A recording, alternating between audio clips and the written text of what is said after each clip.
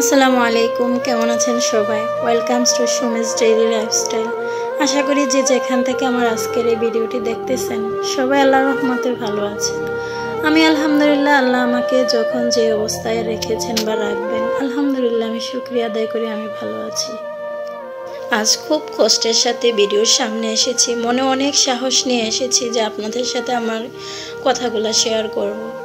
আমার বাবা দুনিয়ার মায়া ত্যাগ করে আল্লাহর জিম্মায় চলে গিয়েছেন। সবাই আমার বাবার জন্য দোয়া করবেন। আমি সন্তান হিসেবে আমার বাবার জন্য সর্বোচ্চ দোয়া করি, আল্লাহ যাতে আমার বাবাকে জান্নাতের সর্বোচ্চ মাকাম দান করেন।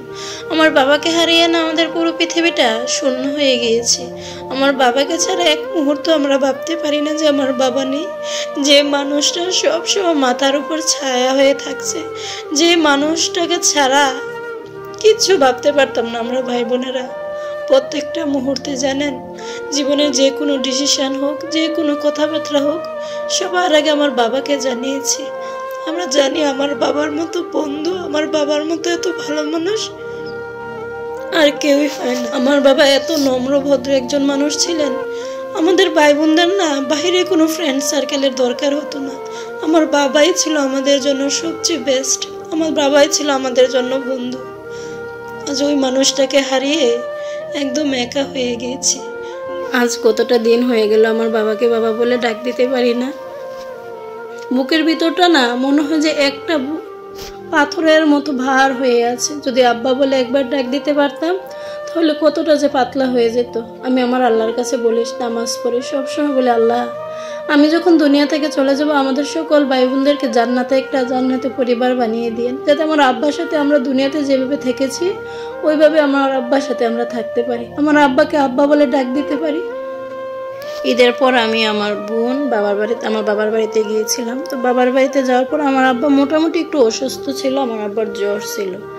জ্বর হওয়ার পরে আমার আব্বা আর সন্ধ্যার সময় ভাত খায় নাই। আমরা আব্বাকে জিজ্ঞাসা করছিলাম যে আব্বা আপনি কিছু খাবেন কিনা, আমার আব্বা খায় নাই। আমার আব্বা বলছে কি না আমি খাবো না। তো আমরা খাবার দাবার খাইয়ে রাত্র তখন প্রায় 11টা বাজে আমার আব্বা আমাকে ডাকতেছিল যে সুমি কেক আসেনি। আমার আব্বা পাউন্ড কেকটা খুব পছন্দ করতো। অন্য কোনো কেক আমার আব্বা খাইতো না, কিন্তু আমার আব্বা পাউন্ড কেকটা খাইতো। তো আমার আব্বা আমাকে জিজ্ঞাসা করতেছে যে পাউন্ড কেক আসেনি। আমি কই না আব্বা কেক তো নাই। আর আমার আব্বা আমাকে বলতেছে যে সুমি এখন রাত্র কয়টা বাজে? আমি বলছি আব্বা 11টা বাজে। আপনার আমি সকালবেলা এনে দিব, আব্বা অন্য কিছু খাবেন না? আমার আব্বা বলছে দধি আছে। আমি বলছি দধি আছে। তো আব্বা বলছিল যে দধি দিয়ে আমি কয়টা ভাত খাবো। তো আমার আম্মা আমার বলার পরে আমি উঠছি, উঠে যাই ভাত দিতে যাবো। আমার আম্মা বলতেছে যে তুই শুয়ে থাক, আমি তোর আব্বারে ভাতরে খাইয়া দিই। আমার আম্মা ভাত দিয়ে দধি দিয়ে আমার আব্বা পছন্দ করতো। তো এক লুকমা ভাত আমার আব্বাকে দিছে। দেওয়ার পর আরেক লুকমা দিছে। আমার আব্বা গিলতে দিয়ে এমন কাশি হয়েছে, কাশির তো আমার আব্বার গলার মনে হয় খাবারটা আটকে গেছে।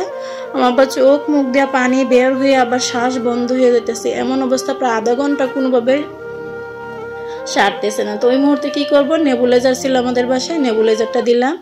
নেবুলাইজার দেওয়ার পরও 2 ঘন্টা হয়ে গেছে, আমার আব্বার কমতেছে না। গ্রামে তো রাত্র 11টা মানে অনেক কিছু। ওই মুহূর্তে ডাক্তারের কাছে নিয়ে যাওয়ারও কোনো ব্যবস্থা নেই। এমন করতে করতে 2 ঘন্টা পর আমার আব্বা একটু কমছে। কমার পর আমরা সকালে যখন ডাক্তারের কাছে নিয়ে গেছি, নিয়ে যাওয়ার পর ডাক্তার বললো উনি ব্রেন স্ট্রোক করে ফেলছে। তো ওই পর্যায়ে থেকে আমার আব্বা আর কখনো খাবার দাবার খায় নাই। আমার আব্বা শুধু চিৎকার তো পানি পানি বলে। ডাক্তার না বলছিল নল দিয়ে খাবার দিত। ডাক্তার না বলছিল যে পানি দিবেন না। আমি আমার বোন আমার আব্বার মুখে একটু একটু পানি দিতাম। তো লাস্ট পানিটাই আমার আব্বার খাবার ছিল। আমার আব্বা কোনো কিছু খেয়ে যেতে পারে না।